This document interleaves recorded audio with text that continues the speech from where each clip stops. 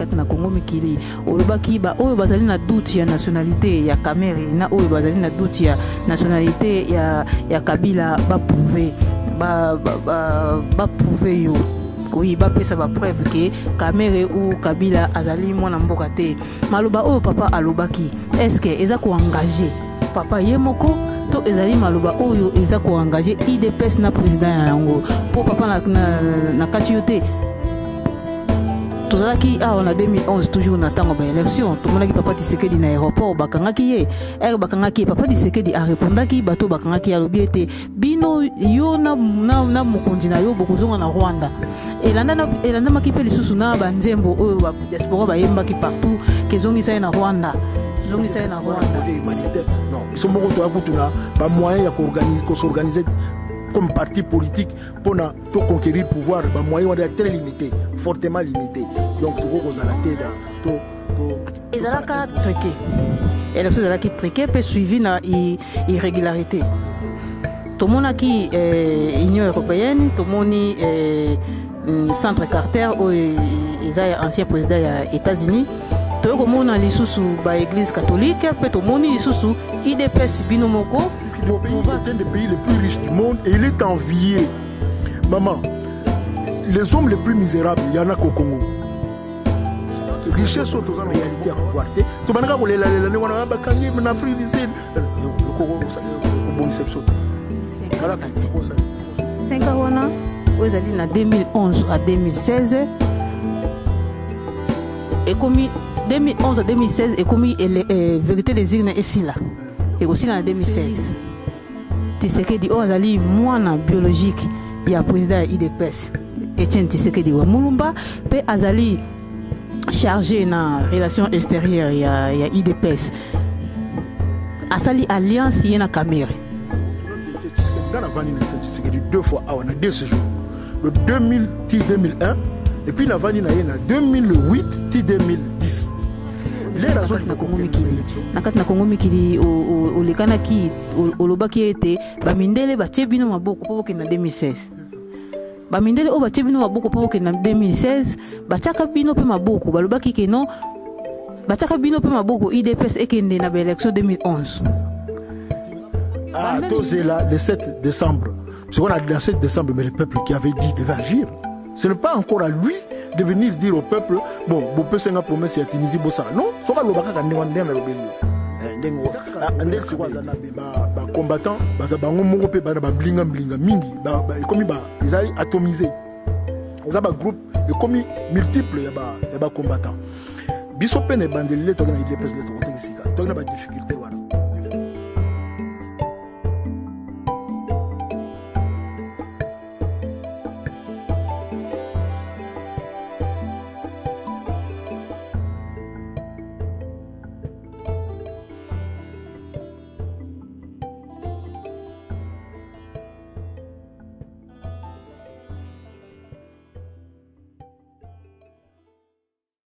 ya www.masoloyasika.com ngai ya bino pati la belle toyembeli bino papa na biso oyo azali président ya IDPS na kati ya Benelux na kombo ya Pierre Mbuyi toye poto so la actualité o nyonso esili koleka na kati ya RDC mboka na biso pe o ezali koleka awa na kati ya diaspora papa mbote mwana ngai pati la belle ya Masolo ya Sika. Papa Lolengi na présenté yo on a présenté yo ozali président ya ya IDPS oyo atali makambo ya Benelux est-ce que yo moko okoki ko se présenter te na ba o bazali ko landa biso liboso nazalaki mo yangeli ya Lingomba na Benelux mais siko nazaka na Belgique donc il faut na apporter moi correction na likamwana nazali susu na Benelux te nazali kaka na Lingomba ya IDPS na Belgique pamba donc nazali na Lingomba oyo ça fait 25 ans je crois 25 ans de présence quotidienne na kati ya Lingomba oyo donc na koli na kati ya Lingomba oyo sokotali malamu. OK papa tukotuna mutuna otuzali na yango na propos ya santé ya parti IDPS santé na yango ezali ndenge nini na santé oyo ya le président ya IDPS Etienne Tshisekedi wa Mulumba tomonaki ye azalaki hospitalisé santé na sikoyo na santé ya IDPS ekomi ndenge nini. Merci beaucoup maman Natondio Botondi na motuna wana. Président ya IDPS yende président ya République. Lokola au lobby biso surtout ozali préoccupé na santé na ye. Mais faut toyeba pe aza komi mokolo aza na bambula 82 ans lelo. Donc moi santé on est là moi mikakatano de temps en temps azali na ba difficulté wana ko zangate za naturel.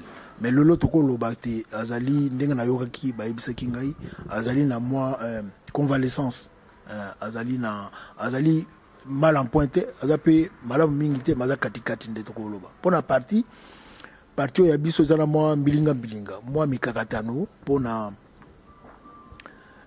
makambo eleki après l'élection en 2011 tozaki na loyenge te makambo ekobaluka ya kozala na faveur na biso mais plus temps ezoleka plus peu bato bazo se décourager plus peu parti pour parti wana ezali bana mboka ezali parti ezali di ngambo te bana mboka ngambo te non l'IDPS c'est une composante de la population congolaise donc ba difficulté population congolaise azanango IDPS pas azanango donc tokolo bate ke lelo tozali vraiment en situation d'attaque. Non, toko loba ke to subir choc ya makambo wana, to nan to bimi penza na choc ya makambo etali l'élection en 2011 té. OK, c'est-à-dire santé à IDPS pour le moment ezali mona nungu mwandambu. OK, pour na biso toko pour ngai na ko souhaiter le président ya République, le président ya IDPS santé malamu azana santé toujours malamu bisika azali. Mutuna na biso mususu to kota na mutuna na biso o to ina nguvuma ya liboso mutuna na biso ya liboso papa ezali ba refoulé il y a eu l'expulsion oui expulsion ba congolais na Brazzaville il y a plus de 130 000 estimation ya batu oyo ba refoulé na kati ya Congo Brazza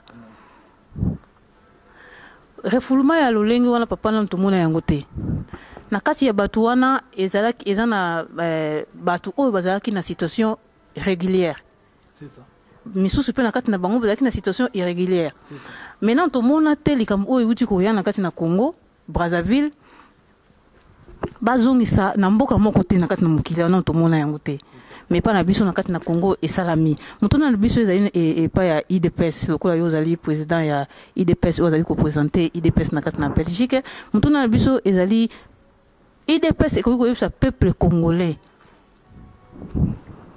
pona nini ni kamba bongo et salama. Merci beaucoup maman.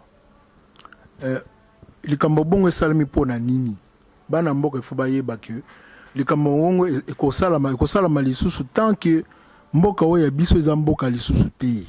Le Congo n'est plus un état. Le Congo est une jungle. Donc biso bana mboka to na droit moko te na kati ya mboka na biso to na ba droit te na libanda ya mboka na biso pe toza na ba droit te. Le mutu nyonso ko nyata biso ndenga lingi, mutu nyonso ko saka na biso ndenga lingi pour justement tozali na autorité publique ou ezo garantir ba droit na biso te. Donc tozali lokola ba ticket. Lori yoza mwana ticket ozali na mutu ya ko kengela yote ya ko batela yote bakoloba ku to komi ndoki. Batu ndoki bako peso ki ndoki balobi mwana wana ndem tazolia batu banini poza mwana ticket. L'État a pour rôle ya ko préserver sécurité ya bana mboka. Dezali tâche na ya yambo yango wana. Et à l'intérieur et à l'extérieur. Mais l'État n'existe plus au Congo, il n'y a plus d'autorité publique. Tozali nde na bato yo to ipe passe ba wutate ba komi na bokonzi ndengwana bazo sala pona ba intérêt na bango moko. Yango no moni ezali kaka na Congo Brazzaville ça mape na Angola. Ba bengana pe ba Congola. Ba wa nyonso na poto ba bengana ba Congolais chaque jour ba tinda ba charter ba avion. Ba bengana ba Congolais. Papa na kati ote ya modèle o yeli biso na kati na Brazzaville. Ndenge bazongi si biso ndenge na buti koloba eza na batu oyo bazalaki na situation ya malamu, ba msusu pe bazalaki ya mabe, ba msusu batu bazui tout